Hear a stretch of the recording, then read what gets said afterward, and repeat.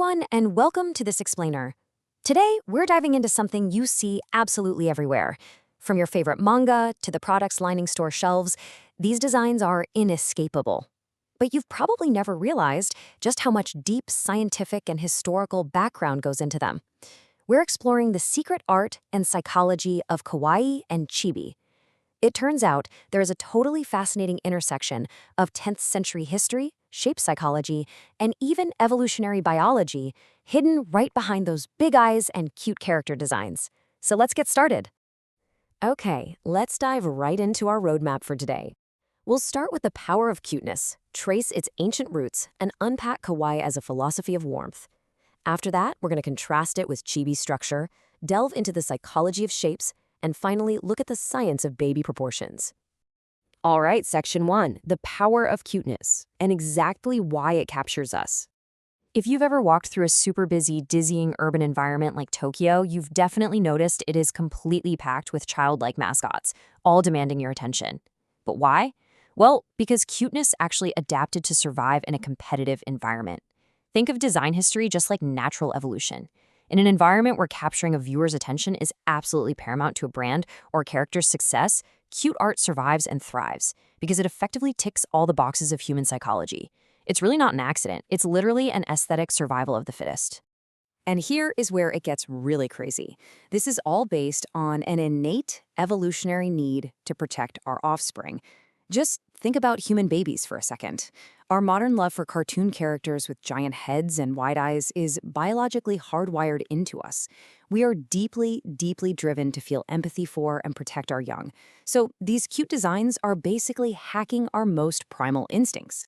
Moving right along to section 2, ancient roots. Because this is definitely not just a modern trend. You know, it's so easy to assume all this cuteness is just a recent internet fad or some byproduct of modern animation. But the roots of what we now call cute in Japan go back way further. We're talking between the years 900 and 1000, when Sei Shonagon's Pillow Book explicitly mentioned pretty things, like a child's face drawn on a melon. Fast forward to the 1970s, and we see kawaii culture truly flourish, driven really heavily by girls' youth culture. Then in 1974, Sanrio created the incredibly iconic Hello Kitty. And by the mid-1990s, American fans were fully discovering the style through anime, especially with characters like Sailor Moon's Chibusa. So this builds over time, proving cuteness is a centuries-old cultural phenomenon. Section 3, Kawaii as a philosophy of warmth, the aesthetic of feeling. People so often use the words kawaii and chibi interchangeably, but they're actually entirely different concepts. Let's start with the true meaning of kawaii. It's a Japanese word meaning cute or lovable, but more importantly, it's an aesthetic philosophy. It completely values softness, innocence, pastel colors, and emotional warmth. Kawaii is fundamentally a mood or a feeling. It's often rooted in Japan's culture that heavily values harmony. It's wholesome, it's cozy, and it's gentle. You'll usually see soft palettes like pinks, lilacs, and mint greens associated with this mood. It's not about the physical shape of the character, but rather the aura they project. Which brings us to a major pivot in section 4, Chibi as a structural style, the shape of cute.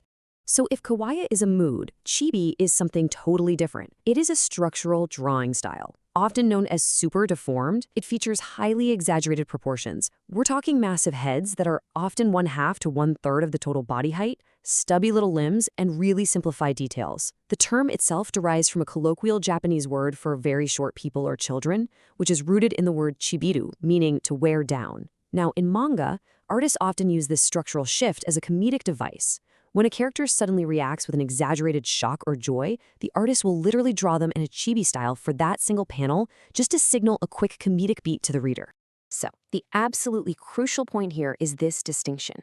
Kawaii is a mood or feeling of warmth, while chibi is a physical shape and structural proportion. You can have a fully proportioned, hyper-realistic looking character drawn in soft pastels with rosy cheeks, and they are pure kawaii. But conversely, you can draw a tiny, chibi-proportioned villain in harsh reds and blacks. It reads as ironic or funny, but not necessarily warm or kawaii. They are totally distinct things, even though combining them creates that ultimate weaponized cuteness we see everywhere today. Section 5. The psychology of shapes and the artistic mechanics behind them. How do artists actually hack our brains practically to evoke these feelings of warmth? It all comes down to shape language. basically using shapes to tell a story without a single word being spoken or written. Circles specifically evoke soft, harmless, and really approachable feelings. When an artist leans heavily into circles, they are subconsciously telling the viewer, hey, this character is safe and friendly. And this concept is used brilliantly in character design. By integrating circular details into a face, adding round glasses, giving an apron scalloped edges, or even rounding out the shoes, an artist naturally builds a friendly character. The organic, natural curves evoke a profoundly warm and welcoming feeling. It's not magic, right? It's a highly calculated use of visual psychology. But there is a bit of a catch. When drawing, say, a cartoon cat, perfect concentric circles are predictable and honestly a little unexciting. They can actually feel kind of artificial. Instead, whenever you need a roundish shape, you should really play around with ovals, egg shapes, and organic curves. This adds that extra bit of individuality and organic warmth that makes a design truly memorable. Finally, Section 6, the science of baby proportions and hacking human biology. Let's bring this whole thing full circle and connect these artistic shapes directly back to our evolutionary instinct to protect our young. There is an exact baby proportion trick that artists use to trigger that biological empathy, and it goes like this. Step 1, make the nose tiny. Step 2, place the nose and mouth very, very close to the eyes. Step 3, ensure the jaw and chin remains small. It's incredibly easy to accidentally leave too much space between the nose and eyes, but by minimizing that space and compressing all the facial features downward, the drawing perfectly mimics a human infant. Our brains recognize this instantly, and boom, the cuteness response is activated. Now, what's really fascinating here is seeing just how far artists can push these boundaries. There are generally 3 different ways to place a kawaii mouth. You can have the baseline of the eyes and the mouth perfectly level, or the mouth can start at the eye baseline and extend below it. You can even have half the mouth above the eye baseline and half below. The artist can push and pull these facial features to absolute extremes. Yet, as long as it maintains that baby-like compactness we just talked about, our brains will completely accept it and label it as undeniably cute. So we've explored the 10th century roots, the psychology of soft shapes, and the evolutionary biology of baby proportions.